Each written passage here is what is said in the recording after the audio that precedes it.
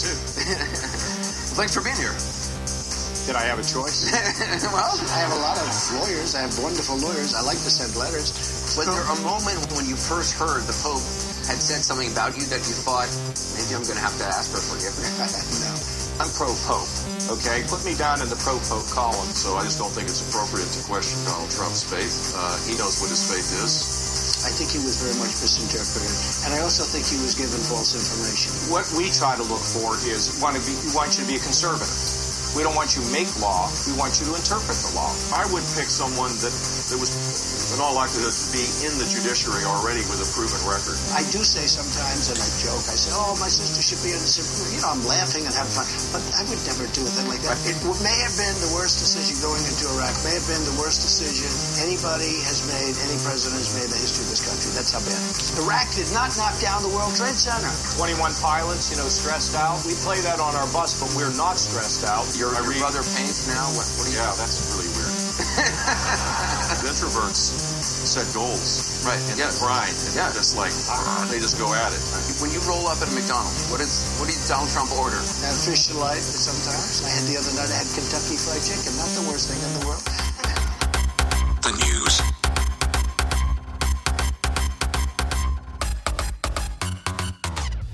Hello, ladies and gentlemen. This is the Brock Lawley program. My name is Brock Lawley. I am your fearless host. This is a show we tackle the news headlines, sifting out the Democrat Party, media, alphabet soup, statist, leftist, lies like the chaff that they are from the golden wheat of truth. Serve that truth up to your ADD reality television show, Kardashian minds on a silver platter of rhetorical deliciousness.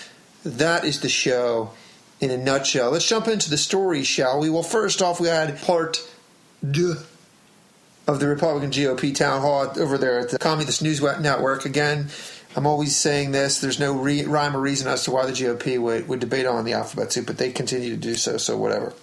I thought the first night was far superior. I mean, I guess the big news is that apparently the GOP had some sort of plant in the audience, tackled the whole Donald Trump, hurling Molotov cocktails at the Bush family, claiming GW lied. It was a misstep. The media's reporting that he backpedaled on that. I didn't hear that from his response. Again, I think the whole thing's political angling, and that's that. Other than that, I didn't think it was fantastic. I know Kasich had a big moment where there was this kid having a tough time and had a real emotional moment and threw his arms around the kid. And I like it. Look, I've met Kasich many times when I did my Clear Channel show out in Ohio. He's a good guy. He's a God-fearing guy. He's not suited to be the president in 2016, but he's a good guy. I've always liked him, and that's his sweet spot. Other than that, though, I'm just going to leave it at the 90 seconds wrap up at the beginning of the show because we got other things to deal with here. And I'm also going to follow this pod with a scathing review of Barack Obama and Chuck Schumer's hypocrisy on the Supreme Court. So please tune in for that. Let's jump into the stories. Krauthammer. This is why they voted Republican in 2014. This is why there was 2-wave GOP landslide elections. And McConnell has a chance to redeem himself, I suppose. This is Krauthammer's piece here to cement his conservative legacy. I have a lot of doubt as to whether or not he will do that. But Krauthammer makes a good point here. And then, of course, the GOP has to win into November is his big closing argument.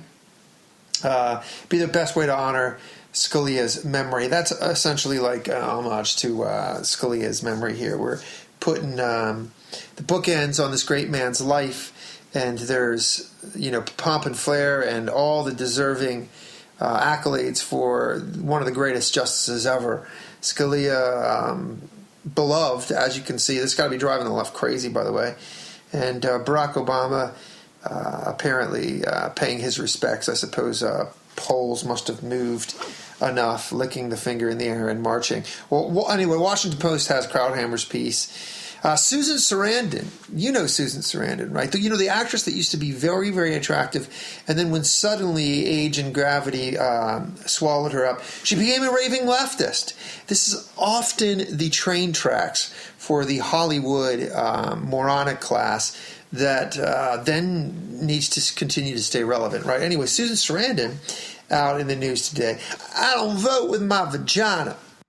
And yes, that's a quote, end quote on that, Shakespearean sonnet that she delivered there. Hillary bases her entire campaign on the fact that she has one And Susan Sarandon will not be swallowed up by that Little House of Horrors. No, she will not. She's letting her Bernie feel the burn, and I'm sure that's not the only burn Susan Sarandon's feeling.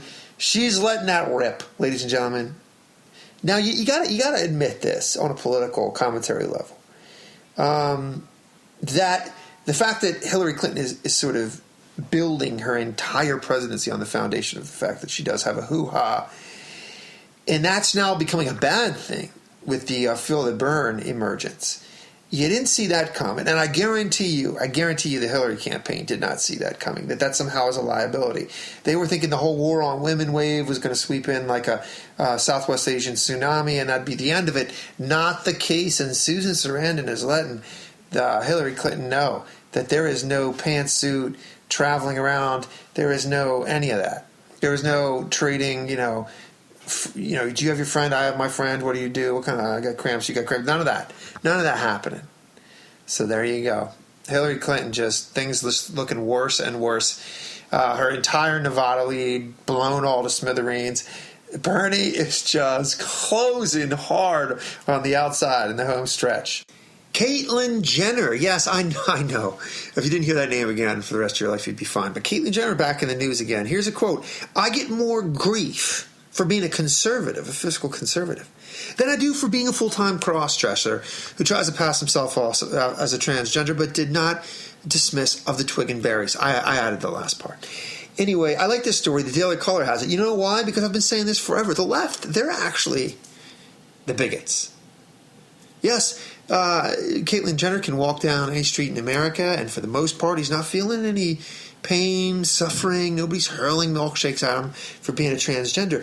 But the lefties, the California Marxist, they just fill his ear up with bigotry daily, on a daily occurrence for what? Being a Republican.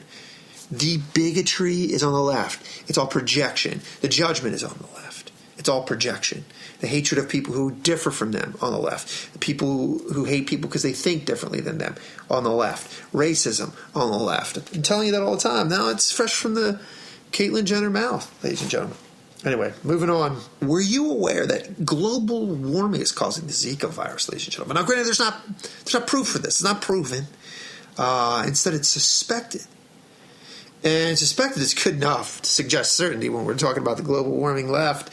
I don't know what isn't caused by global warming at this point. I'm almost positive that the sniffles that the guy scribbling this chicken scratch down at the New York Times is attributed to the global warming. But anyway, I'm not kidding you, as if this Mad Hatter outfit at the old New York Times needs any more bloody lips. Global warming causing the baby head shrinking virus down south of the Rodeo Grande.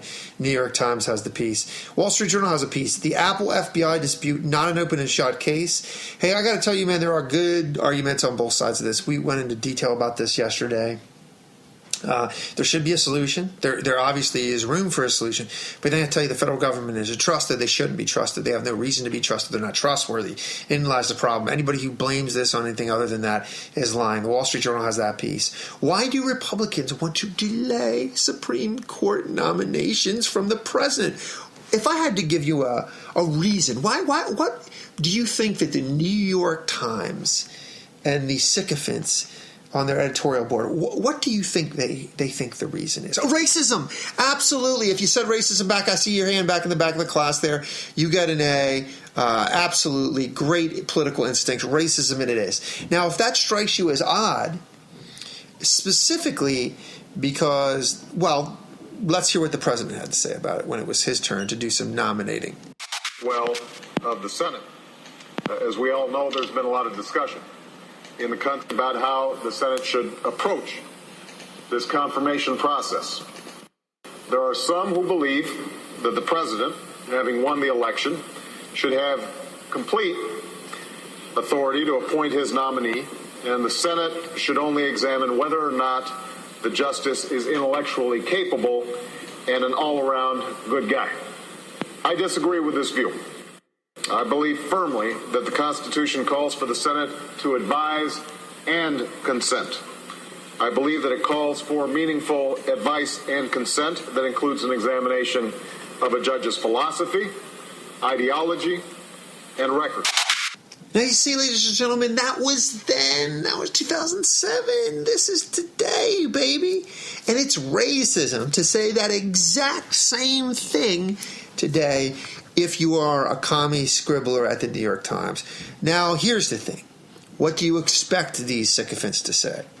Right? Of course they're going to say it. By the way, here's a little plug. The podcast that immediately follows this one is going to be a scathing rebuke with a ton of sound bites that completely blow up the yarn that the left is spinning today about the Supreme Court justice debacle. But for now, I'm just going to leave it at that. We're going to move on. Indiana University sexual misconduct czar accused of, wait for it, that's right, sexual misconduct by one of his colleagues who claims he took advantage of her after he had too much to drink. Now, here's what I say about this. The chickens come home to roost. Oh, they have. You created a Frankenstein that just bit your arm off. The left is always doing this. They're always doing this crap. By the way, a sexual misconduct czar, the university system is dead. Leftism has killed it. Please do not send your poor children like lambs to the slaughter to these universities for the love of all that is good. New York Times has the story. California, about to become majority single. That means people aren't getting married when they think like raging lunatics on the leftist coast, which for most of the country could just fall right into the ocean and we wouldn't be the lesser. Right now, there are almost as many single people in that state as there are married people. Now, this is terrible for income, stability, child rearing. No wonder they're hemorrhaging money, billions and billions and billions and billions and billions and billions and billions and billions and billions of dollars in debt. This is a huge change over the last few decades. Leftism is the opposite of the Midas touch, socially, fiscally, in every single way. It is destructive. Apple has unlocked phones before, so what's the big deal now? That's the piece in the Daily Beast. Well, the big deal now is it's pretty much a selling feature, number one, because I wouldn't buy a phone that I knew was encrypted. And number two, they don't trust the federal government, but we've been over this and over this. Daily Beast has a piece. And last, Trump on Israel. He says he's neutral. This is not actually what he says. This is coming from the Hill, but I definitely would like to hear stronger pro-Israel support from the Trumpster. He sees the conflict in deal terms, and a deal can be made. You know, I don't like this with neutral. I don't like this when it comes to Israel, and here's why. There is no deal to be made. The deal would be made the second the Palestinians stopped wanting, like bloodlust, to kill Jewish children. Immediately the deal would be made. Until that happens, there is no deal to be made. Sadly, ladies and gentlemen, that's the world as it spins under a leftist rule. Remember, I will follow this podcast up with a firm rebuking, a debunking, an exposing of all the leftist lies you're hearing right now on Supreme Court nominations. Please share this podcast with your friends. It's about to come out on iTunes. You can get it there soon. Be a people of fortitude. Be a people of character. Be a people of courage.